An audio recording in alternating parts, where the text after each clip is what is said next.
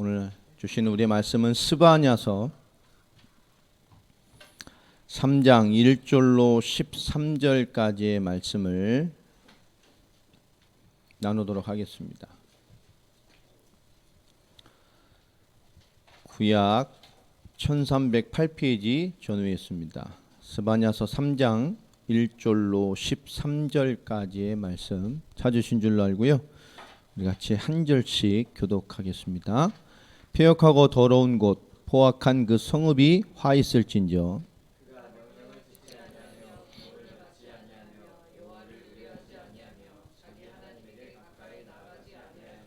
그 가운데 방백들은 부르짖는 사자요 그의 재판장들은 이튿날까지 남겨두는 것이 없는 저녁 일이요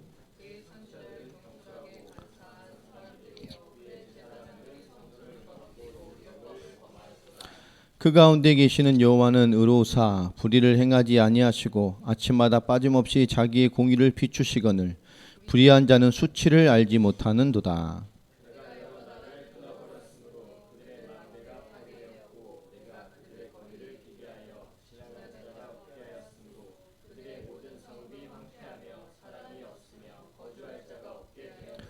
내가 이르기를 너는 오직 나를 경외하고 교훈을 받으라. 그리하면 내가 형벌을 내리기로 정하기는 하였지만 너의 거처가 끊어지지 아니하리라 하였으나 그들이 부지런히 그들의 모든 행위를 더럽게 하였느니라.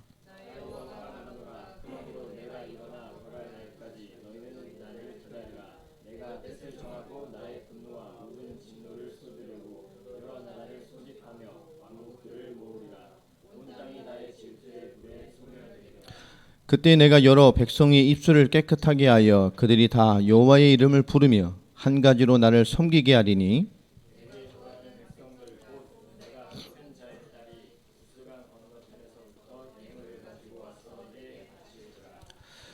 그날에 네가 내게 범죄한 모든 행위로 말미암아 수치를 당하지 아니할 것은 그때에 내가 네 가운데서 교만하여 자랑하는 자들을 제거하여 네가 나의 성산에서 다시는 교만하지 않게 할 것임이라.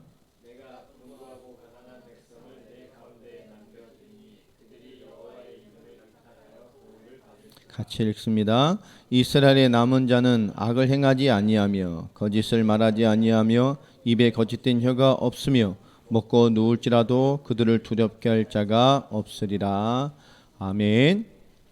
아멘. 오늘 말씀 제목이 순수한 복음, 순수한 전도입니다. 오늘 성경 읽은 본문을 봐서는 이런 제목이 나올 수 없죠. 순수한 복음, 순수한 전도. 오늘 하나님의 말씀에 좀 깊숙이 많은 좀 생각을 다듬는 그런 시간이 됐으면 좋겠습니다. 벌써 2월의 마지막 날이고 이제 3월이 내일부터 시작이 되어집니다. 내일 또 3.1절이고요. 또 벌써 이제 봄이 오는 또 갑자기 춥다가 또 갑자기 여름 같은 날씨가 되어지고 그런 환절기가 되어졌습니다. 생명이 토당하는 뭐 이렇게 소생하는 이 때에 우리 각자에게도 믿음의 역사가 좀 살아서 역사하고 자라나고 꽃이 피고 열매가 맺는 그런 생명적인 신앙들로 우리가 거듭나고 성장되어지기를 바랍니다. 이 시기 어떻게 보면 굉장히 뭐 육체적으로 좀 나른하고요. 이 변화되는 때이기 때문에 환절기고 여러 가지가 있습니다. 하지만 영적으로도 그런 것들이 있습니다. 영적으로 연약한 사람들이 이 계절이 많이 변하는 환절기 때에 영적으로나 정신적으로나 육체적으로나 많은 것들을 힘겨워하는 경우들이 참 많습니다. 우리가 가장 강건한 응답을 좀 받아야 되겠고요.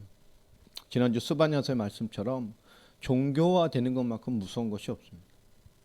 쉽게 말하면 종교화가 된다는 것은 어떻게 될까요? 결국 우리의 삶의 영역으로는 하나님의 사람으로 살아가는 힘을 잃어버린다는 겁니다. 또 하나님의 사람답게 사는 방법을 우리 실제 삶에서 스스로 포기해버리는 모습들이 종교인입니다. 결국 종교화의 가장 무서운 것은 어떻게 되냐면 결국 내가 생각하고 있는 믿음, 내가 생각하는 신앙생활, 내가 생각하고 있는 교회 생활이라는 그 안에 하나님을 가두어 놓는 거죠. 결국 나의 하나님이라는 부분이 내 인생에 많은 우리 하루를 따지면 24시간 중에 내가 얼마나 하나님의 사람답게 신앙을 위해 살아갈까요? 그게 없다면 단지 썬데이 크리스찬이라면 주일날 와서 드리는 그 짧은 뭐 두세 시간의 교회 생활 그 시간에 하나님, 그 시간에 나의 하나님과 나의 신앙과 믿음을 그 시간에만 딱 가다 놨다고 한다면 나머지는 어떻게 되는 걸까요? 6일 하고도 거의 20시간 이상은 하나님과 상관없는 종교화되어진, 하나님의 말하면 진노의 대상이라고 말할 수밖에 없는 사람들이 되어지는 것입니다. 결국 이 시대의 교회의 무능은 하나님이 하시는 일, 결국 우리 스스로가 종교화되어져가는 신앙 패턴에 길들여진 현대 교회의 방편이기도 하고요. 하나님과 말씀에 집중되어야 될 교회와 신앙생활과 믿음이 결국 인간과 사람을 변화시키고 사람에게 집중되어지는, 뭔가 신앙의 방향이 바뀐 순간에 나온 부작용으로 결국 교회는 종교화되어졌습니다. 하나님은 그에게 말씀과 율법을 주신 이유는 사람의 포커스가 아니라 우리 인간이 누굴 향해서요? 하나님을 향해 하나님의 뜻을 이루어가고 하나님께 순종되어지는 방향으로 맞춰져 있는 거였어요. 우리가 하나님을 향하여. 맞습니까? 동일하죠, 지금도.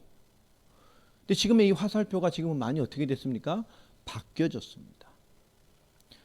하나님이 나를 향해 역사해야 될 부분, 또 그것을 어떻게 됐죠? 뭐 십자가로 설명하기도 합니다. 하나님 사랑, 인간 사랑. 맞습니다만은 그것이 그냥 단지 하나님과 관계에서의 이 소통이, 하나님과 단절된 순수하게 사람 대 사람으로서의 관계로서의 양육이나 신앙생활이 되어지면 또 많은 것들이 문제가 되죠. 잠시 어떤 장로님이 어떤 분에게 이렇게 복음 전하는 걸 제가 이렇게 보게 됐습니다. 이렇게 좀 듣는데요. 제가 이렇게 장로님이라는 분이 이렇게 옆에서는 복음을 전하는 걸 듣는데 자꾸 이렇게 한 마디씩 하고 싶더라고요, 중간에. 앞에 듣는데 이렇게 자꾸 이렇게 여러분 이렇게 듣는데 이렇게 끼어들고 싶을 때 있잖아요. 이렇게 막 힘들더라고요. 막 참아야 하느니라 막 이러고 있는데 그분이 이런 얘기를 해요. 아주 훌륭하시더라고요. 외국 주재원 출신이고 은퇴하셔서 교회를 섬기고 뭐 연금 생활자라고 얘기하시는데 그러면서 이렇게 복음을 전하면서 이런 얘기를 합니다. 신앙생활에 대한 본질을 설명하면서 결국은 모든 것은 나를 내려놓음이 있다. 어떻게 우리가 이 불신자나 이런 선생님을 사랑하고 섬기고 어떻게든 주께 인도하고 교회를 인도하려고 그렇게 우리가 몸부림하겠냐. 그 예수 믿으라고 그 교회에 여러분들 모시려고 얼마나 애쓰는데 어떻게 그게 가능하겠냐. 우리 사람들이 이렇게 옆 사람하고도 되게 불편하면 싫어하는 시대가 됐는데 왜 가능하겠냐. 그건 철저하게 교회는 나를 내려놓음의 훈련을 받고, 우리 나를 내려놓지 않으면 사람을 섬길 수 없다. 우리는 얼마나 사람을 섬기기 위해서 나를 내려놓고 교회 가기 위한 메시지죠. 사이사이 뭐 예수님 얘기를 합니다만은 예수님도 자기를 내려놓고, 그죠? 정말 영혼을 사람을 섬기기 위해서 그렇게 내려놓지 않으셨냐. 죽기까지 사랑하신 그 내려놓음을, 내가 십자가와 부활이 내려놓음을 말하기 위한 거 아닌데, 섬기려고 한 것이 아닌데, 그 섬김이 아닌데 말이에요. 그 교회 어떤 섬김에 대한 감동을 막 활동 열심히 하고 참 사랑이 많고 그런 분이더라고. 딱 봐도 장로님이라고 써 있어요. 그렇구나. 근데 제가 옆에 이렇게 앉아 있는데 제가 목사인 건 모르고 또 저한테 전도를 하실라 하시더라고. 들어보니까 내가 이렇게 좀 관심 갖고 이렇게 끄떡끄떡 이렇게 듣고 있으니까 또 얘기를 하시는 거예요. 이렇게 쑥 웃으면서요. 다 들었습니다. 하시는 거. 그렇죠. 그럼 너 저보고 얼굴을 딱 뵈니까 예수님 믿을 것 같이 생겼대요. 그러니까 내가 그렇죠. 잘 보셨습니다. 잘 믿고 있습니다. 수고하신다고. 근데 그런 생각이 왔어요. 저 말을 들으면 저 말을 들은 사람들 다 그런 건 아니겠죠. 그 불신자라든가 많은 사람이 듣고 뭐가 남을까요? 예수가 그리스도시구나. 그분의 십자가와 부활로 정말 내 진정한 죄, 섬김 말고 진짜 하나님 아니고 그리스도 아니고 십자가의 사랑이 만드는 그 죄에 대한 진정한 회심, 그분의 부르심이 느껴질까요? 아닙니다. 본질이 틀린 것이죠. 왜 우리가 이런 걸 느끼냐? 종교하는 결국 뭐죠? 하나님을 나의 신앙의 영역에 가두는 것입니다. 우리 일상생활도 결국 신앙의 영역이 교회 생활이라는 것, 예배드리는 예배 활동이라는 그 영역에서만 나의 신앙과 믿음과 하나님이 갇혀 있다면 그것도 종교인입니다. 그 종교인은 철저하게 그 나머지 시간은 불신자지요. 믿음의 영역이 발휘되지 않기 때문에, 다시 말하면 이 땅에 그리스도를 보내주셔서 하나님이 십자가로 하나님과 단절돼서 영원한 죄로 말미암아 심판받을 수밖에 없는 인간의 근본 문제를 해결하신 십자가의 사랑의 결론으로 우리에게 주신 것이 뭡니까? 임마누엘의 약속입니다. 하나님과 함께하는 존재. 그런데 그 하나님 함께하는 어마어마한 축복과 구원을 우리가 삶으로 거부하는 것, 그 하나님이 함께하는 사실을 삶으로 거부하는 것이 뭐죠? 종교합니다. 그러니까 하나님 어떻게 되죠? 함께하는 하나님을 우리가 삶으로는 거부해내고 하나님 함께하지 않는 걸로 인정하고 사는 것이 무서운 거잖아요. 그것이 믿든 진정한 믿음이 있든 진정한 믿음이 없든 성경에서는 그것을 올바른 믿음이라고 말하지 않고 진노의 대상이라고 했습니다. 하나님의 선택받은 이스라엘이라 할지라도 진정한 하나님의 생명을 가지고 있다면 그렇게 살아갈 수가 없겠죠. 다시 말하면 말씀화되어지고 종교화되어지고 이게 흐르는 말씀이 무언가가 믿음이 배제된 어떤 단순히 형식적인 말씀으로 교육되어지는 것이 되어지면 그렇게 됩니다. 그게 모태신앙이 정말 좋은 신앙의 축복을 받는 사람도 있지만 그 모태신앙이 정말 모태신앙도 있잖아요. 뭐든지 모태는. 그 모태신앙을 넘어서면 어떻게 되죠? 못된 신앙이 되죠. 왜 그럴까요? 많이 들은 것이 어느 날 뭐죠? 교육적 믿음이 된 게 아닙니다. 믿음의 행위를 가르쳤지만 믿음이 된 게 아니에요. 믿는 것도 말하지만 믿음이 된 게 아닙니다. 여러분, 믿음되지 않았다는 것을 믿었다고 말할 수 없고 하나님 그 믿음에 대한 굉장히 중요한 삶의 종교로 되는 애매모호함을 오늘 정리해 내시는 겁니다. 오늘 스바냐서 3장 3절로 5절에 보면 결국 주님께서 오늘 읽었던 본문 중에 무슨 말씀을 합니까? 지도자들에 대한 죄악을 굉장히 강하게 꾸짖으시잖아요. 지도자들 그리고 종교 지도자들에 대한 꾸짖으심을 굉장히 강력하게 말하시면서 그들에 대한 심판을 말합니다. 이 말은 뭐죠? 이미 그 나라와 종교가 뭐죠? 무너졌다는 얘기죠. 그 종교 지도자들 또 정치 지도자들에 대한 죄악을 꾸짖는 것 자체가 이미 나라가 무너졌다는 얘기입니다. 이미 나라에 큰 문제가 생겼다는 얘기죠. 그들에 대한 심판을 지금 얘기하신단 말이에요. 또 스바냐서 2장 4절로 7절에 보면 결국 하나님께서는 그 임박한 이 이스라엘의 타락에 대한 심판을 설명하시면서 이전에 2장에 보면 하나님께서 주변에 대한 그 하나님의 진노와 심판을 이웃 나라에게도 내릴 것임을 설명합니다. 왜 그럴까요? 이스라엘이 그렇게 무너지도록 영향을 줬거든. 그 2장에 보면 2장 4절로 7절에 보면 결국 이스라엘 서쪽에 있는 뭐요? 블레셋. 아래이면서도 서쪽이죠. 그 블레셋을 향한 정작 하나님의 가장 중심인 이스라엘의 철저한 실패에 대한 심판과 진노를 퍼부으시면서 오늘 3장 본문 전에 2장에 보면 이스라엘이 그렇게 될 수밖에 없도록 이스라엘 괴롭히고 영향을 주고 어떤 부분에서든 하나님의 순수한 구원의 예표인 복음의 예표인 이스라엘 변질되게 만든 동서남북의 모든 이웃 나라에게도 동일한 진노가 내려질 것, 더 극심한 진노가 먼저 내려질 것임을 같이 선포하십니다. 2장 4절로 7절에는 블레셋 서쪽이고요. 8절부터 11절에 보면 모압과 암몬입니다. 동쪽이죠. 12절에 보면 에디오피아입니다. 이것은 남쪽으로 보고요. 더 나가서 13절부터 15절까지는 아수르입니다. 북쪽입니다. 실제로 이 시기에 이스라엘은 아수르의 완전히 지배받는 속국이라고 말할 수는 없고요. 4대 관계의 나라 이런 영향이 엄청난 영향을 받고 있었습니다. 하나님이 이웃 나라에게도 임박하고 더 강력한 진노를 설명해요. 그렇죠? 누구를 변질시켰어요? 이스라엘을 변질시켰어요. 그 누구를 괴롭히죠? 이 하나님 자녀 복음과 구원의 입힌 이스라엘을 괴롭혔단 말이에요. 하나님이 가장 사랑하는 이스라엘의 진노를 하지만 그 주변에 있는 모든 이웃 나라에도 동일하고 더 심한 극심한 진노를 같이 선포하십니다. 하나님의 오늘 계획이 진노에 있지 않으므로 또 깊이 발견해야 될 내용들이 또 숨겨져 있고요. 그러면서 하나님께서 뭐죠? 오늘 읽었던 본문에 다시 그렇게 2장의 많은 주변 이웃 나라에 대한 진노를 1장부터 진노를 선포하시고 다시 예루살렘의 심판을 다시 또 강조하십니다. 그리고 그 이유를 설명하시죠.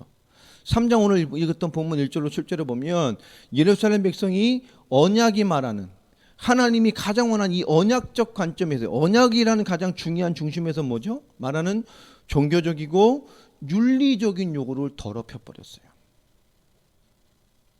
그게 가장 큰 이유죠. 그 언약이라는 하나님의 관점에서의 그 믿음의 문제가 생기고 삶의 문제가 생겨버린 거예요. 이것을 더럽혀 보세요. 여러분, 언약적인 믿음이 더럽혀지고 언약적인 삶의 요구를 더럽혀지면 어떻게 되죠? 다시 말하면 맛을 잃은 소금이고, 성경에 말한 것처럼 알맹이가 없는 쭉정이 신앙일 뿐입니다. 내용이 없는 거죠. 맛을 잃어버린 거예요. 지금 이스라엘의 모습이 마찬가지고 오늘 우리 시대의 모습으로 보면 동일합니다. 하나님이 주신 언약적인 믿음과 언약적인 삶을 더럽히고 이것이 무너졌다는 거예요. 우리가 하나님께 삶을 돌아오는 가장 중요한 것은 신앙에 말하는 종교적인 훈련 차원에 얘기하는 많은 단편적인 단어들을 다 무시해버리고요. 뭐 기도해야 된다, 예배해야 된다, 은혜 받아야 된다, 뭐 해야 된다, 정식기도해라, 말씀을 묵상해라, 오늘 큐티를 해라, 성경 몇 장 읽어라, 싹 무시하고요. 가장 근본적으로 생각해 봐야 될 그것을 왜 하는 모든 신앙의 많은 내용들이 무엇 때문일까요? 다시 말하면 언약적인 믿음과 언약적인 삶을 가지라는 겁니다. 그럼 언약적인 삶을 먼저 갖는 게 우선입니까? 아니에요. 언약적인 믿음이 있어야 돼요. 언약적인 믿음이란 건 뭘까요? 우리가 수동적으로 맞으니까 따라가는 것이 아닙니다. 하나님의 영, 원래 인간은 하나님의 영 창조하셔서 그 인간이 하나님과 함께하고 하나님의 축복으로 함께하는 완전한 답으로 주신 것이 뭐죠? 말씀에 순종되어지는 거예요. 그 순종함으로 하나님의 모든 것을 누리는 것입니다. 왜 그래요? 우린 피조물이니까. 세상의 모든 만물은 하나님의 창조의 원리와 질서와 말씀에 따라 진행되어집니다. 인간도 마찬가지예요. 특별한 은혜를 주셨고 특별한 것을 주셨고 특별한 자유를 주고 특별한 창조의 능력을 주셨지만 그 인간은 모든 것을 통해 모든 것을 이루어가면서도 하나님께 순종되어져 가야 됩니다. 이것은 의미고 이건 뭐 수동적인 것이 아니에요. 당연히 그러한 순리적인 것입니다. 인간이 숨을 쉬어야 되는 것처럼 우리는 하나님의 말씀, 주님의 뜻, 주의 것으로 말미암아 살아가는, 주를 위해 살아가는 존재들입니다. 주를 찬양하고 예배하는 거예요. 하나님 내게 역사하셔 주는 게 아니라 우리 주님의 역사 속에 이미 있습니다. 아멘입니까? 이미 하나님과 함께합니다. 우리 어떤 사건적으로 하나님이 인도해 가시는 게 아니라 우리 인생 전체를 하나님이 인도해 가십니다. 맞습니까? 그래서 우리는 일희일비하는 게 아니에요. 이게 돼야만 됩니다. 그게 아닙니다. 인생이라는 것이 마찬가지고 신앙도 마찬가지입니다. 깊이가 있고 힘이 있고 파워가 있다는 게 그런 거잖아요. 흔들리지 않는 거예요. 우리가 언약적 믿음이 회복되지 않으면 우리는 자꾸 상황 윤리적인 뭔가 이 삶의 패턴들이 변화하게 됩니다. 이런 믿음의 색깔이 너무너무 중요하잖아요. 뭘 믿느냐, 어떻게 믿느냐에 따라 완전히 바뀌잖아요. 하물며 우리 성경의 진리, 성경의 해답인 그리스도를 가지고 있는 생명을 가지고 있는 진리를 가지고 있는 우리인데 그 믿음이 언약적 믿음이 되지 않는다면 그 다음의 내용은 절대로 올바르게 나와지지 않습니다. 두 번째로 하나님께서 왜 진노하셨죠? 3장 1절로 7절까지의 말씀을 보면 그러함에도 하나님이 그들에게 뭘 요구하셨어요? 하나님이 강력하게 회개를 요청하셨어요.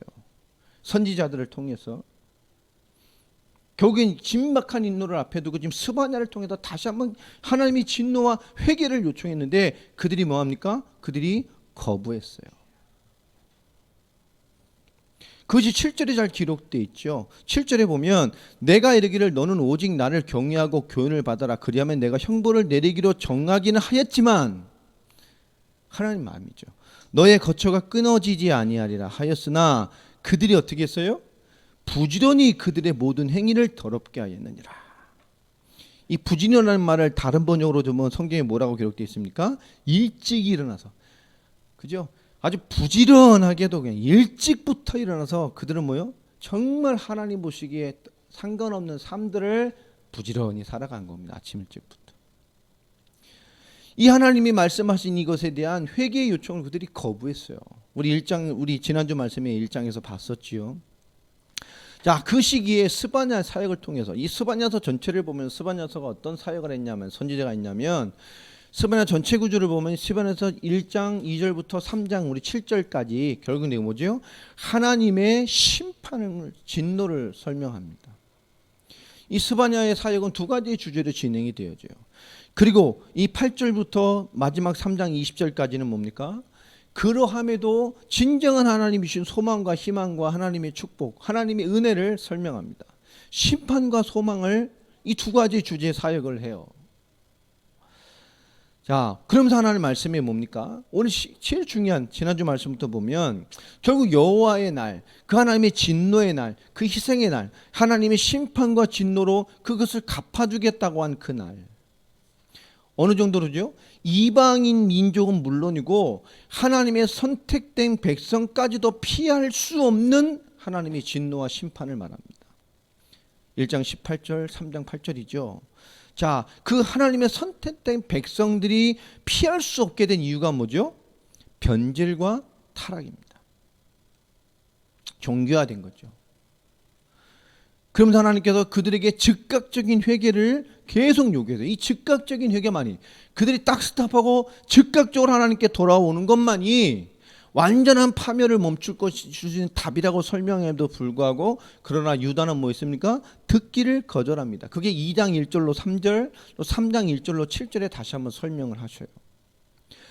그러면서 하나님께서 결론으로 주신 말씀이 뭐죠?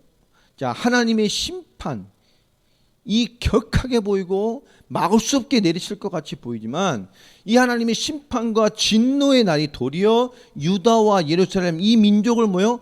깨끗하게 할 것이다 라고 말합니다. 노아의 홍수처럼.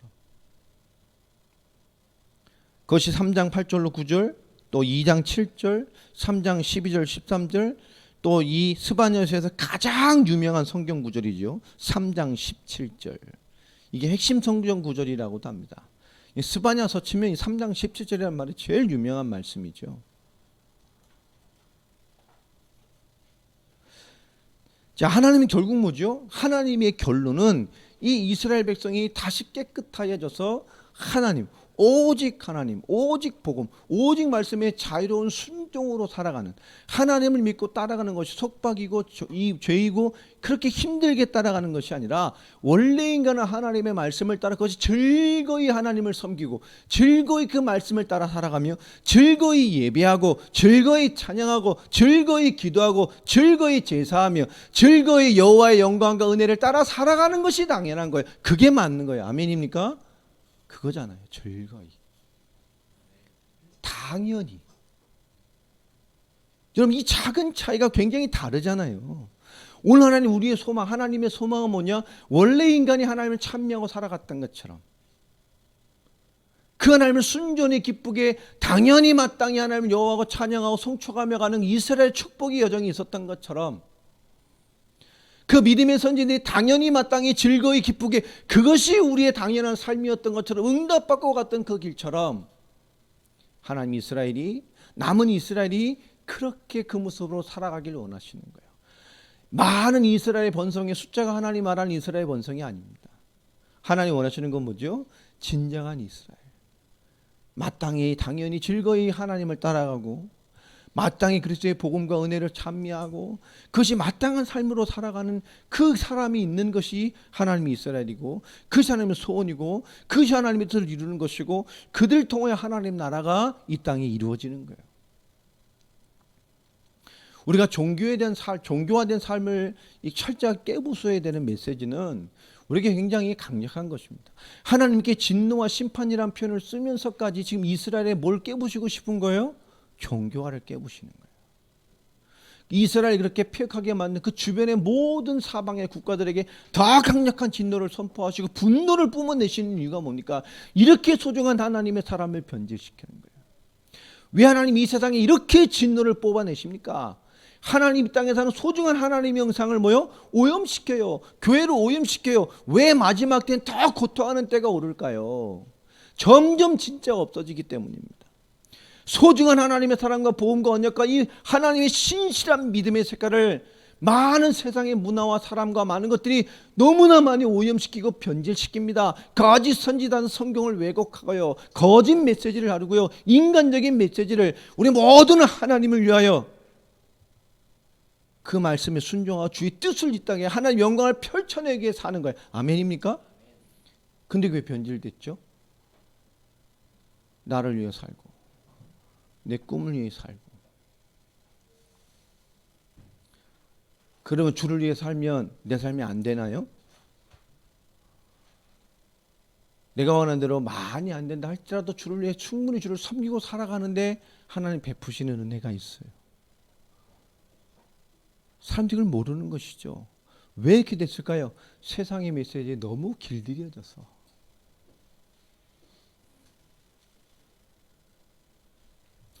저는 교회에서 제일 싫어하는 게 학생들에게 뭐 걸어드리는 거죠. 이렇게 프랭카드 거는 거. 교회 신앙이 더 와요. 교회 보면요, 참 공부 열심히 하고 성실하고 신앙생활 다 공부도 잘하는 이렇게 모범생 애들이 있어요. 예배도 잘 드리고 막 시험 때도 꼬박꼬박 나오고 막 예배 잘 드리고 교회 섬기고 막 고3인데도 초등학교 교사 맡아가지고 보조교사 맡아가지고 막 새벽부터 나와서 막 새벽기도 하고 애들 섬기고 예배 드리고 막 교역자도 아닌데 저녁 오후에까지 다 드리고 그리고 집에 가고 시험기 내일이 시험인데도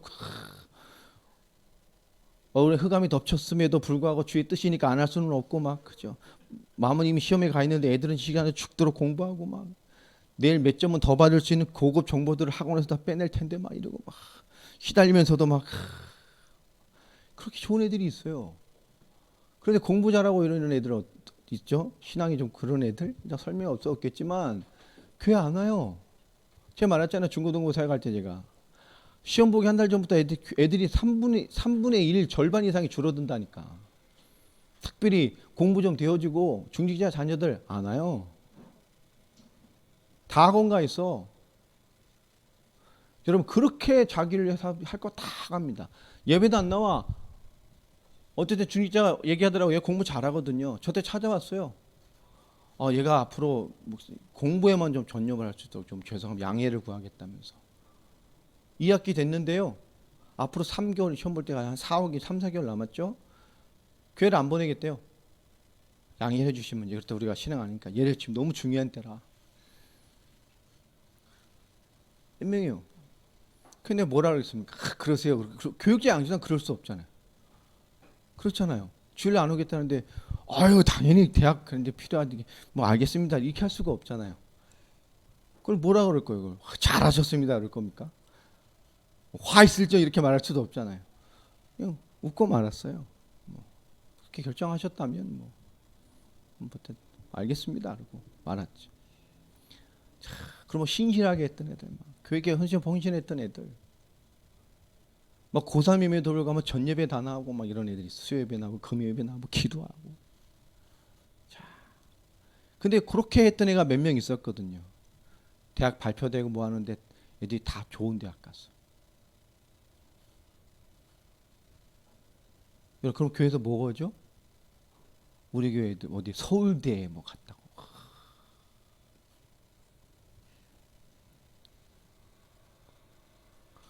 하나님이 그 애는 뭐가 교회에서 뭐가 됩니까? 스타 됩니다. 좋은 대학 갔어. 교회에서 그런 몰제각한 짓을 하더라니까. 그게 축복받은 겁니까 하나님 앞에? 여러분 그게 축복받은 거예요? 하나님 축복하셔서 된 겁니까?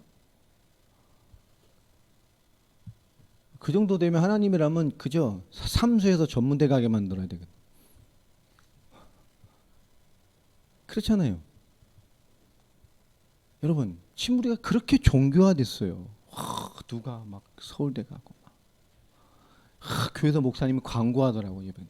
우리의 뭐 누구 중직자 누구 자녀 누가 어떤 대학 가고 누가 어느 대학 가고 그렇게 고생해서 그때 죽게 해달라고. 그렇게 교회 섬기고 주를 섬기다가 그죠? 그냥 중견대학 가고 이런 애들 원하는데 안 돼서 막 2차 3차 했다가 그런 간신히 뭐 이렇게 인서울하거나 수도권에 간신히 간 애들 그런 애들은 뭐가 되는 거? 그렇게 주를 섬겼는데 하나님 손봐서 그렇게 간 겁니까?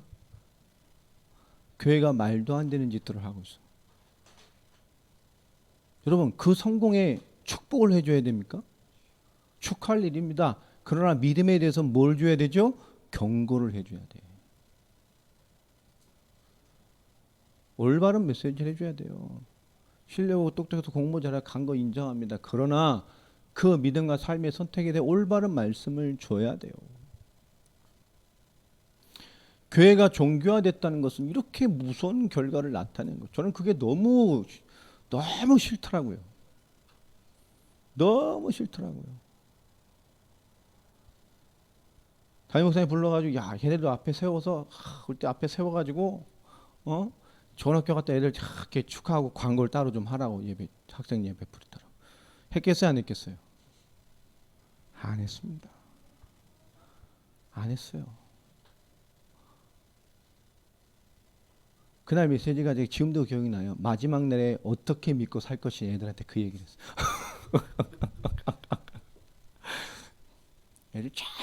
애들 말씀도 어른보다 더 잘 들었거든. 진짜 그 애들은 내가 직접 얘기 안 했지만 굉장히 부끄러웠을 거예요.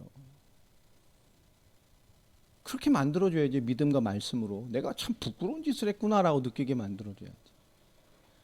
하나님 앞에 참 죄송하게 됐구나라고 만들어줘야지. 대놓고 가는 게 아니라 말씀을 통해 느끼게 해줘야 된다니까. 하나님의 말씀의 뜻이 오늘 이 스바냐서 3장 14절부터 보면 진정한 하나님의 그런 관심과 중심을 하나님 설명을 합니다. 이 하나님의 심판과 경노가 결국은 이 심판과 진노의 날에 유다와 민족을 깨끗하게 할 것이다 라고 한 하나님의 굉장한 소망의 말씀을 주시고 있어요. 하나님 정말 뭘 원할까요? 정말 순전하게 하나님 앞에 선, 또 하나님만 바라보는 이스라엘. 그게 하나님이 우리를 꿈꾸시고 바라보는 모습이잖아요. 하나님 믿는 게 왜 이렇게 복잡해졌습니까? 우리가 은혜 받고 사는 게 이렇게 복잡해졌죠? 여러분 스스로가 복잡한 건 아닐까요? 우리 스스로가 하나님을 섬기는 것에 대해 뭔가 스스로 너무 복잡해 있거나 어그러져 있거나 망가져 있거나 낙심되어 있거나 또 매너리즘에 빠져 있거나 너무 형식화되어 있거나 굳어 있거나 도대체 뭐가 뭔지 모르겠거나 뭐 이런 상태에 있는 건 아니겠습니까? 하나님의 은혜는 변함이 없습니다. 하나님은 끊임없이 역사하고 있어요. 오늘 읽던 3장 1절로 7절에도 하나님 분명히 말하잖아요. 그들이 그렇게 부지런히 하나님의 말씀에 틀린 생각을 해도 불구하고 하나님이 어김없이 아침마다 부지런히 은혜로 역사하셨다고.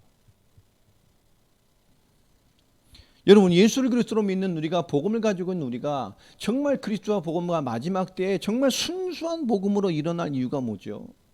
우리는 주를 위해 사는 것입니다. 주님이 원하는 말씀의 길을 가는 자들입니다. 이 땅의 하나님의 자녀입니다. 이 땅의 언약의 백성입니다. 마지막 때의 세계복음화의 완성을 향해 가는 자들입니다. 여러분 우리가 가장 누릴 게 뭘까요? 그리스도의 복음이 나를 마땅하고 당연하고 순전하고 그것이 당연한 것으로 되어지는 것입니다. 하나님의 자녀예요. 이렇게 한번 보세요. 잘생겼죠? 저희 교회는 다 선남 선녀예요. 저희 교회 출입 기준은 얼굴이기 때문에 그죠? 생각해 보세요. 이 참 하나님의 은혜, 여러분 하나님의 역사, 하나님 주시는 것 마땅히 누려지는 거잖아요. 마땅히 누려지는 거예요. 마땅히 하나님 찬양하고 마땅히 하나님 우리의 즐거움의 대상이고 이 그리스도의 은혜가 마땅히 우리의 즐거움과 평안과 하나님을 찬미할 이유요. 여러분 보세요. 하나님 찬미할 이유가 얼마나 많아요. 하나님을 기뻐할 이유가 얼마나 많아요. 내가 부족하고 실패하고 지금 못 누리고 있다 할지라도 하나님 생각하고 복음 생각하고 그리스도 생각하면 얼마나 은혜와 감사할 것이 많습니까? 내 상태와 상관없잖아요. 우리의 기준이 뭐냐니까요. 그리스도의 은혜입니다. 그의 십자가 부활로 하나님 떠나 죄로 말미암아 영원히 심판받고 살아갈 영원한 우리의 문제를 그렇게 해서 십자가 부활로 끝내셨습니다. 그 죄의 근본의 사단과 마귀의 모든 근본을 끝내셨습니다. 그리고 약속하셨어요. 내가 하나님의 자녀고 영원한 영으로 함께 할 것이고 너를 통하여 세계복음화를 완성해 갈 것이다. 여러분 우리 주의 말씀을 따라가는 거예요. 마태복음 28장 16절 말씀을 보세요. 주의 마지막 지상의 대명령이라는 그 말씀을 받을 때에 주의 부활의 주를 만나오는 많은 자들이 만나러 오면서도 뭐라고 기록되어 있습니까? 의심하는 자들이 있더라. 우리 수준입니다. 주님이 그걸 몰랐겠어요? 주님 부활했어? 그러면서 뭐죠?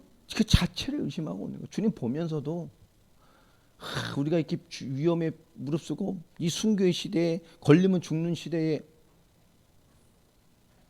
그잖아요. 11계명이 성취된 시대 아닙니까? 들키지 마라 뭐 이런 거. 이 시대에 우리가 어떻게 무슨 세계복음화를 해? 그 믿지 않는 자들에게 주님이 뭐라고 말합니까? 너희는 가서 모든 족속으로 모여 제자를 삼아라. 믿지 않는 자들이 알면서도 내가 너에게 분도한 모든 것을 가르쳐 지키게 해라. 내가 너희와 세상 끝날까지 항상 함께 할 것이다. 감사하지 않습니까? 순수한 복음, 순수한 전도가 뭘까요? 하나님 주신 것에 대한 자의적이고 감사와 감격이 우리를 살려내는 거예요. 우리가 뭘 가지고 하지 않았잖아요. 오직 성령이 너에게 임하시면, 아멘입니까? 세계복음화 증인이 되리라고 말합니다. 하나님을 주신 성경의 모든 메시지의 선포는 우리의 힘을 기준으로만 하신 적이 없어요. 하나님이 하시는 속에 우리 인생이 들어가 있는 것입니다. 오늘 주의 말씀처럼 우리가 진정으로 이루어야 될 답들이 뭘까요? 오늘 하나님께서 중요한 말씀을 좀 주시는데 몇 절을 보면 우리 3장 11절 말씀을 이렇게 말합니다. 그날에 네가 내게 범죄한 모든 행위로 말미암아 수치를 당하지 아니할 것은 그때에 내가 네 가운데서 교만하여 자랑하는 자들을 제거하여. 그렇죠? 하나님 결국 진짜를 위해서 뭘 하는 거죠? 진짜를 위해서 진짜가 진짜 되지 않게 속이는 것들에 대한 하나님 철저한 정화 작업을 면하시는 거예요. 이스라엘을 살리기 위한 주변 네 나라의 진노에도 포함이 됩니다마는 예루살렘과 이스라엘 자체에 대한 정말 교만한 자들을, 하나님 없이 사는 그 자체가 교만이잖아요. 내 힘으로 산다는 거. 그것을 제거하여서 네가 나의 성산에서 다시는 교만하지 않게 할 것이다. 하나님 떠난 교만이 어떤 결과를 주는지를 이해하게 만들어서 진짜 하나님의 언약을 살아갈 너희들이 다시는 뭐요? 하나님 없는 삶을 살아가지 않도록. 여러분, 심판을 심판으로 보면 속에 있는 말씀을 못 볼 때가 참 많아요. 하나님 뭐죠? 진짜를 진짜되게 하기 위해서, 언약의 백성이 언약의 일을 가게 하기 위해서. 여러분, 우리가 하나님의 은혜, 하나님이 베푸신 것이 마땅한 은혜로 누려지지 않으면 우리에게 진정한 변화와 하나님 역사를 따라가는 영적인 삶이 되지 않습니다.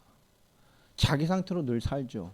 왜 그럴까요? 우리의 삶의 영역에, 우리의 삶의 신앙에, 다시 말하면 우리가 말하는 교회 생활이라는 이런 정확한 것을 벗어난 삶의 영역에서의 종교에 대한 삶이, 은혜 없는 삶이, 은혜에 대한 고민이 없고 영적인 것에 대한 고민과 자각이 없이 그냥 자기 뜻대로만 사고 자기 것으로만 나타내는 삶이 결국은 불신자 상태에 대한 하나님 없는 참혹한 결과를 가져다 주는 거예요. 여러분, 삶의 현장에도 하나님 믿는 자가 되기를 바랍니다. 우리의 생각, 말 다 마찬가지예요. 그렇잖아요.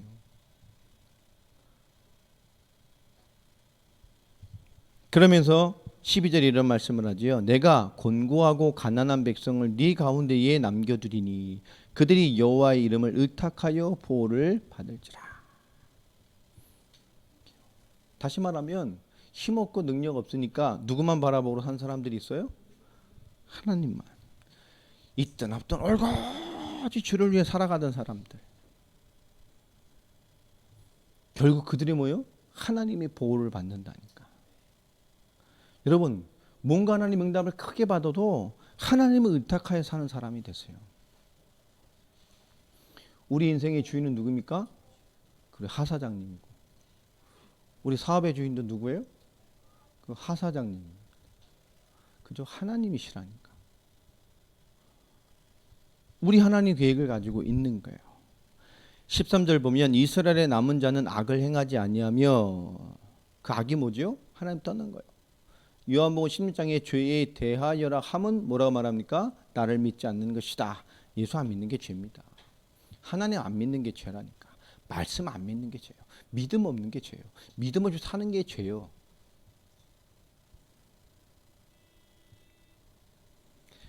악을 행하지 아니하며 거짓을 말하지 아니하며 입에 거짓된 혀가 없으며 먹고 누울지라도 그들을 두렵게 할 자가 없을 것이다. 있죠. 악도 없고요. 거짓을 말할 입에 혀가 없어. 악과 거짓을 행하지 않는 거예요. 악은 뭐죠? 하나님과 완전히 차별된 거고, 거짓은 뭡니까? 가짜 삶을, 종교화된 삶을 살아가는 거예요. 그 삶이 거짓이잖아요. 안 믿는데 믿는 것처럼, 삶이 하나님 없는데 하나님인 것처럼, 은혜 안 받는데 은혜를 강구하고 있어. 하나님의 사람은 내 삶에 복음을 나타내고 하나님의 사랑을 나타내고 이것을 삶으로 살아가는 삶의 신앙이 돼야 되는데, 삶으로는 내 멋대로 살고 내 기분대로 하고 내 감정대로 살고 그냥 나로 막 이러고 사는데 결국 이게 거짓이요. 하나님의 교육을 삶의 영역으로 누리는 것이 아니라 신앙의 내 어떤 종교적 관념, 신앙의 한 부분에 딱 접어가 놓고 그냥 막 사는 겁니다. 여기 이게 가장 무서운 거예요. 그 사람은 거짓이라고 말하는 거예요. 믿음 잃어버리고 거짓된 삶을 사는 것에 대한 얘기를 하는 거예요. 그것을 하지 않으면, 자, 그러면서 오늘 마지막 결론입니다. 하나님이 진짜 중심은 뭐죠? 시온에 따라 노래할지어다. 이스라엘아 기쁘게 부를지어다. 14절에 예루살렘에 따라 전심으로 기뻐하며 즐거워할지어다. 하나님이 계속 망치로 깨부순다고 얘기하다 갑자기 뭐래요? 기뻐해라. 이 좀 칸에 갑자기 사람이 이러면 뭐라 그러죠? 조울증이죠. 막 망치로 깨부수고 그러다가 갑자기 막 협박하다 갑자기 뭐 하는 거죠? 사랑해 이러는 거예요. 근데 하나님 지금 이건 메시지는 변환하는 게 아닙니다. 지금 누구의 결국 이 말을 들을 걸까요? 이 말씀을 듣는 자. 이 말씀을 사실로 뭐요? 그렇구나 라고 딱 봐버린 자. 아, 이 말씀, 그래, 그렇구나. 이래서 이스라엘이, 이래서 지금 상황이, 지금 우리의 역사와 고난이, 우리의 모습이, 아, 그래서였구나. 그래서 진노가 온 것이구나. 하나님을 부르시는 것이구나. 진노가 아니라 그것이 하나님을 부르시고 축복하시고 원래대로 살게 하기 위해서 하나님의 거룩하고 가장 축복된 방법이시구나. 라고 깨달은 자가, 들려진 자에게 한 말입니다. 시온에 따라 이제 노래라. 진짜가 딱 들으니까 답이 되는 거예요. 이스라엘아 기쁘게 부를지어다. 예루살렘에 따라 전심으로 기뻐하며 즐거워해라. 여호와가 네 형벌을 제거하였고. 여러분, 이 말도 안 되는 진노의 메시지 속에서 뭘 찾는 자가요? 답을 찾는 거예요. 답을 찾는 자가 돼야 돼요, 여러분. 여러분의 상황과 모든 일, 왜 기가 막혀, 왜 나에게만 이런 일이, 여러분 그 사람은 절대 삶의 신앙이 없는 사람이에요. 왜 나만 갖고 그래 이런 사람이 있죠. 절대 삶의 신앙이 없는 사람이에요. 늘 비교의식하고 남은 이런데 왜 우리 집은 나는, 그런 사람 뭐가 없는 거지요? 삶의 신앙이 없는 거예요. 결국 삶으로 하나님의 영광스러움을 나타낼 수가 없어요. 왜 그렇지? 자기 기준이 너무 강하기 때문에. 이미 그 사람은 많은 실제 영적인 상태는 하나님을, 또 복음을, 하나님의 능력을 내 한 부분에 완전히 한 구석으로 가다 놓은 사람입니다. 그러니까 자기로만 사는 거예요. 이게 진짜 밥으로 보여진, 그 말도 안 되는 상황이 답으로 보여지는 거예요. 아, 그 사람에게 한 말입니다. 여호와가 네 형벌을 제거하였고 네 원수를 쫓아냈으며 이스라엘 왕 여호와가 네 가운데 계시니 네가 다시는 화를 당할까 두려워하지 아니할 것이다. 이스라엘 망가뜨린 이스라엘뿐만 아니라, 망가진 이스라엘뿐만 아니라 그렇게 만드는 주변의 모든 나라도 진노한다고, 하나님 파괴한다는 것이, 우와 그럼 엄청난 문제네, 아닙니다. 그게 뭐죠? 최고의 응답이고 최고의 기회예요. 오늘 말씀이 15절이 그 말 아닙니까? 원수를 다 쫓아내버려요. 이스라엘에 들어왔는 패망의 원인, 우상숭배 신앙과 이스라엘 끊임없이 발목 잡았던 모든 대적의 조건들이 싹 없어지는 완전한 하나님의 응답의 날이에요. 그것으로 말미암아 임했던 화와 진노가 없어지는 날이라니까. 이해됩니까? 그날에 사람이 예루살렘에 이르기를 두려워하지 말라. 시온아 네 손을 늘어뜨리지 말라. 무슨 말입니까? 두려워하지 말라. 손을 늘어뜨리는 게 뭐예요? 간담이 녹았다는 거죠. 하나님 심판하신대. 두려워하지 마세요. 내일 주님이 오신대. 우린 뭐죠? 할렐루야요. 이 땅에 못 넘은 소망이 있어. 주님이 예배에 오신데 할렐루야 하지 우리는. 시집도 못 갔는데, 장가도 못 가봤는데 이런 빌어먹을 이럴 겁니까? 아니잖아요. 내 지금까지 이렇게 열심히 노력했는데 뭣도 못 해보고. 아니잖아요. 우리 그럴 일이 아니에요. 하나님의 진노가 왔는데, 하나님의 진노 심판이 왔는데, 그것 때문에 너무 두려워하지 말고 손노가 들어 추억 힘 빠지지 말라는 거예요. 그게 뭐예요? 축복의 시간표라니까. 왜? 우리 상관없어요. 삶의 신앙을 가지고 있다면. 누굴 위해 하나님이 세상에 역사하시기 진노를 품어내십니까?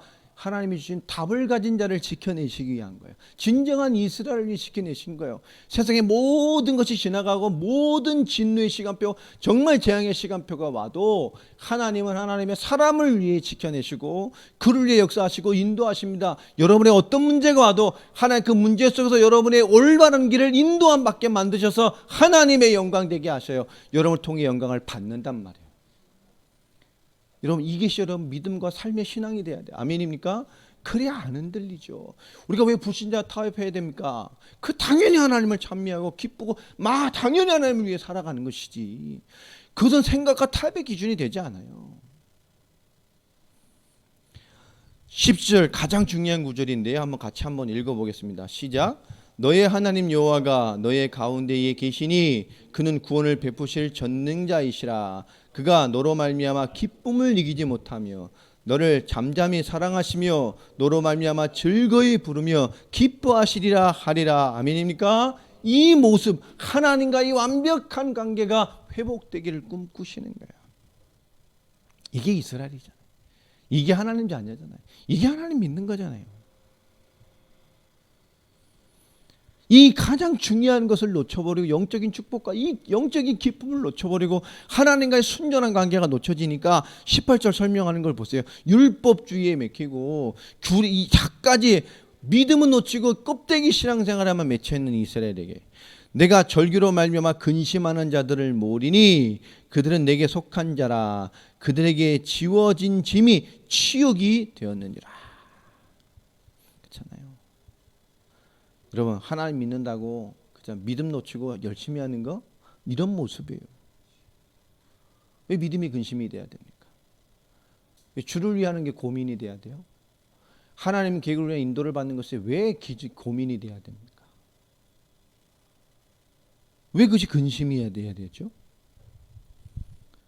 그것으로 말미암아 주어진 짐은 결국 치욕이 돼요. 하나님 저울질하다가 믿음 저울질하다가 하나님 인도받으면 순전하게 인도받으면 될 것인데 다른 생각으로 저울질하다가 하나님 인도와 순수한 하나님의 음성을 들어야 될 것인데 다른 생각으로 계산을 하다가 결국은 뭐죠? 그것이 짐이 됩니다. 치욕이 되어지고. 우리는 기쁜 하나님의 인도를 받아내야 돼요. 마땅히 당연한 것으로 살아가줘야지 삶의 영성을 가지고 삶의 신앙이 있어져야 된다니까. 19절에 보면 그때 내가 너를 괴롭게 하는 자를 다 벌하고 저는 자를 구원하여 쫓겨낸 자를 모으며 온 세상에서 수욕받는 자에게 칭찬과 명성을 얻게 할 것이다. 여러분, 이런 응답이 있게 되길 바랍니다. 어그러진 것이 칭찬과 명성으로 바뀌어가는 거예요. 내게 부담되었던 것이 하나님 인도를 받고자 하니 그 부담으로 시작했던 것이 결국 뭐예요? 하나님의 영광과 찬미와 명성이 되는 거예요. 여러분, 그런 믿음의 과정을 지불할 수 있는 삶의 영성이 있기를 바랍니다. 20절에 이렇게 말씀하시죠. 내가 그때 너희를 이끌고 그때 너희를 모을지라 내가 너희 목전에서 너희의 사로잡힘을 돌이킬 때에 너희에게 천하 만민 가운데서 명성과 칭찬을 얻게 하리라. 여호와의 말씀이니라. 이 스바냐 3장의 마지막에 17절부터 20절까지는 찬양으로 많은 부분들이 활용된 가사이기도 합니다. 많은 CCM들이 이 비슷한 용어들을 많이 사용했던 찬양들이 꽤 돼요. 참 중요한 말이죠. 결국 하나님 우리에게 남기시는 것이 뭡니까? 진노입니까? 심판입니까? 아닙니다. 삶의 신앙이 없는 자들에겐 진노와 심판이에요. 그러나 삶의 신앙을 가지고 있는 믿음의 사람에게 그것이 뭐죠? 기회요, 응답이요, 축복이요, 하나님과의 순전함을 이뤄갈 완전한 기회가 되는 거예요. 그런 거침돌이, 그런 방해거리가 없어지는 거예요. 오늘 이 시대에 우리는 더 많은 세상의 걸림돌에 대한 얘기를 합니다. 그러나 더 보면 그것이 뭐죠? 더 하나님께 나아가는 더 완벽한 지도가 되는 거예요. 우리가 삶의 신앙을 가지고 정말 순수한 복음, 순수한 전도의 주역들로 살아갔으면 좋겠습니다. 순수한 복음은 뭡니까? 결국 영혼 구원은 딱 한 가지입니다. 뭐 나를 죽이고 뭐라고 예수님이 어떤 비유를 대도 중요하지 않아요. 결국 뭐죠? 예수가 누구신지를 믿어져야 되는 겁니다. 예수가 누구신지를 알고 그것이 이해되고 믿어지는 것이 구원입니다. 그럼 기준은 뭐죠? 올바른 성경의 복음을 전해야 됩니다. 이런저런 거 필요 없어요. 우리 정확하게 복음 툭 찔러내야 돼. 하나님의 사람이라면 받습니다. 말씀이 살리는 것이 내 간증이 살리는 게 아니에요. 그 마음의 문을 열고 접촉점을 보려 하는 것이지 그게 생명 살리는 말씀이 아닙니다. 내 얘기고 내 경험이지. 우리는 영혼 구원을 위한 전도, 순수한 전도에 순수한 복음, 순수한 전도, 정말 영혼 구원을 향한 진짜 그리스도의 복음을 들을 수 있는 사람, 진짜 복음에 반응하는 사람을 찾고 전하는 것입니다. 그게 다니까 진짜를 찾는 거예요. 성경의 순수한 복음과 순수한 전도로. 자, 진짜가 찾아지면 어떻게 될까요? 진짜는 어떻게 되죠? 그래서 계속 복음을 전하는 거예요. 말씀 전하는 거예요. 다른 얘기하는 게 아닙니다. 왜죠? 정말 하나님의 영혼 구원받아 진짜 인도받는 사람이라면 진짜는 영접한 다음에 찾아지지 않아요. 진짜는 뭐죠? 진짜는 영접 이후에 찾아집니다. 어떻게 해요? 진짜는 하나님의 말씀과 성령의 역사와 하나님의 예배, 하나님이 원하시는 방향으로 인도를 받아갑니다. 근데 가짜는 어떻게 되죠? 전혀 그 방향으로 인도받지 않습니다. 그러니까 우리는 영접했다고 너 당장 구원받아 이런 말 할 필요가 없어요. 계속 말씀과 인도와 예배와 하나님의 인도와 역사와 은혜와 성령의 역사는 방향으로 인도를 받아야 진짜는. 복음은 뭐냐? 찾는 거예요. 그러나 진짜를 확인하는 방법은 뭐죠? 하나님의 인도를 받아내는 방향으로 가는 사람입니다. 그 사람에게 올바른 복음과 말씀과 성경 전체를 이해시켜서 제자로 세워가는 것. 이것이 순수한 복음과 순수한 전도의 가장 중요한 핵심이에요. 여러분, 가짜는 부르심의 시간표에 하나님의 역사의 방향으로 인도해 받지 않습니다. 예배 방향으로 인도받지 않아요. 여러분 영접해놓고 예배 안 드리고 교회 생활 안 한다. 거기 구원 받은 거예요? 구원 받은 거예요? 하나님의 사람은 영의 사람은 예배로 하나님의 역사는 현장으로 인도받게 돼 있어요. 그죠? 가짜는 그게 안 돼요. 진짜는 삶의 어느 현장에 있든지 그 현장에서 주의 은혜와 인도로 살아가게 돼 있어요. 근데 가짜는 철저하게 종교 생활하죠. 자기 영에 갇혀 놓는단 말이에요. 그 사람을 찾아서 뭐죠? 제자로 세우는 것이 순수한 전도와 순수한 복음 전도의 가장 핵심입니다. 자, 그 제자가 담난 자가 세워지면 그거 뭐죠? 그 사람에게 인생적인 인도가 일어나요. 그게 세계복음화 완성입니다. 그 사람 살아가지만 인생적인 인도가 뭡니까? 그 존재 자체가 뭐죠? 주를 위하여. 세계복음 완성을 위해, 몸된 교회를 위해, 전도자를 위해 인생과 삶의 영향을 맞춰 살아가는 거예요. 그 인생이 실패할까요? 영원한 생명 얻어서 정말 하나님 역사하는 방향으로 인생이 틀어지고 그 인생적으로 주의를 위해 살아가는 중심을 가져가는 자가 실패할까요? 그렇지 않습니다. 삶의 영성이 없고 삶의 신앙이 없으니까 그러면 망할 것 같이 느껴지는 거죠. 그게 믿음이니까 망하는 거예요. 믿음으로 살지 못하는 거예요. 오늘 순수한 복음, 순수한 전도의 비밀을 가지고 여러분 정말 종교인의 삶을 깨고 삶의 영성을 가진, 삶의 신앙을 가진 한 사람 한 사람들로 승리해가는 한 주간, 또 내일부터 시작되는 새로운 한 달을 맞이하기를 주의 이름으로 축원합니다. 기도하겠습니다. 하나님 감사합니다. 오늘도 우리에게 말씀을 주셨습니다. 그리스도를 믿는 그 복음을 가지고 살아가는 우리의 인생에 정말 순수한 복음과 순수한 전도의 비밀을 누리고 살아갈 수 있도록 우리를 주장해 주시고 하나님의 거룩한 계획을 이루고 살아가는 영적 승리의 응답들이 우리의 모든 삶에 주어지게 하여 주옵소서.